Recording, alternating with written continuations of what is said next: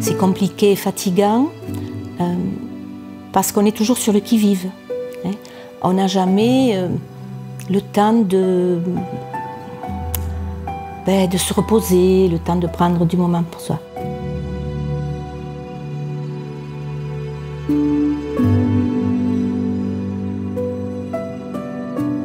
Oui, je m'appelle Marie-Claude. J'ai une vie un petit peu compliquée en ce moment parce que je suis aidante. Bon, j'ai d'abord aidé mon papa il y a plusieurs années sur un certain nombre de semaines. Actuellement, je suis aidante de mon petit-fils qui est handicapé. Bon, c'est un enfant, il a 13 ans. L'aide est différente, mais c'est quand même toujours très prenant. Et ce qu'il faut savoir, c'est qu'être aidant, c'est être 24 heures sur 24 sur le pont. Parce qu'on ne sait jamais à quel moment la personne que nous accompagnons va avoir besoin de nous. Ça peut être le jour, ça peut être la nuit. Bonjour, je m'appelle Marion Houette, je travaille à l'UFCV depuis 2 ans. Je suis chargée de mission senior et aidants familiaux à l'UFCV à Perpignan et donc j'anime des ateliers pour les plus de 60 ans et les aidants familiaux.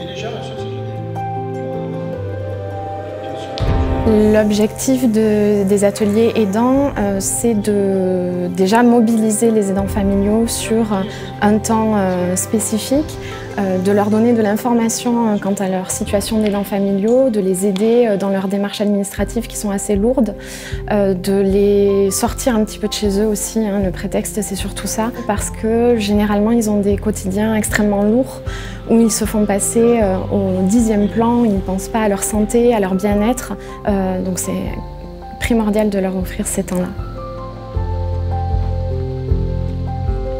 Généralement, les personnes aidantes qu'on reçoit en atelier, elles sont à peine conscientes du fait qu'elles sont aidantes et de leur rôle auprès de la personne aidée. Elles n'ont pas forcément la sensation que c'est un vrai statut et elles s'investissent au quotidien naturellement parce que c'est un époux, un conjoint, un parent auquel elles viennent en aide.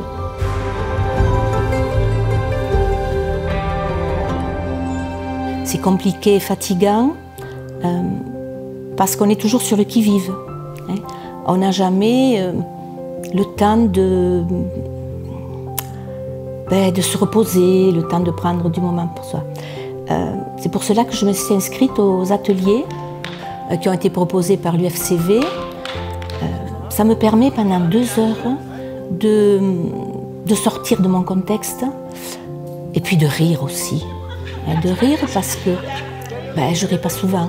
Mais c'est vrai que dans les ateliers, effectivement, on se découvre. Moi, je me découvre toujours un petit peu plus quand je vais à la rencontre des autres. Et là, bon, ce matin, nous avons un atelier sur la musicothérapie. C'était fabuleux. Ça nous donnait envie de chanter, de danser. Voilà. C'était vraiment très, très bien.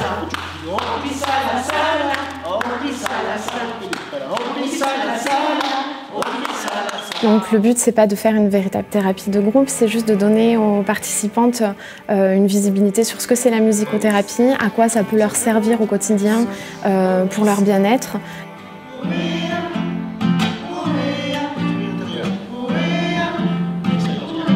On est financé sur ces ateliers par la Conférence des financeurs des Pyrénées-Orientales, la CFPPA, qui nous donne une enveloppe pour mener à bien ces actions à destination des aidants. Et ensuite, on a divers partenaires, les communes principalement, qui nous accueillent pour les ateliers, qui nous mettent à disposition des salles et éventuellement du matériel. Il est essentiel d'accompagner les aidants. D'ailleurs, c'est un des axes importants de la CFPPA, la conférence des financeurs. Et les aidants familiaux jouent un rôle aussi fort et important que les aidants professionnels. Dans le champ, en l'occurrence, des personnes âgées, monde associatif, CCAS, il y a bien sûr l'UFCV qui est une association connue et reconnue et active dans ce domaine. On a une relation constructive avec l'UFCV.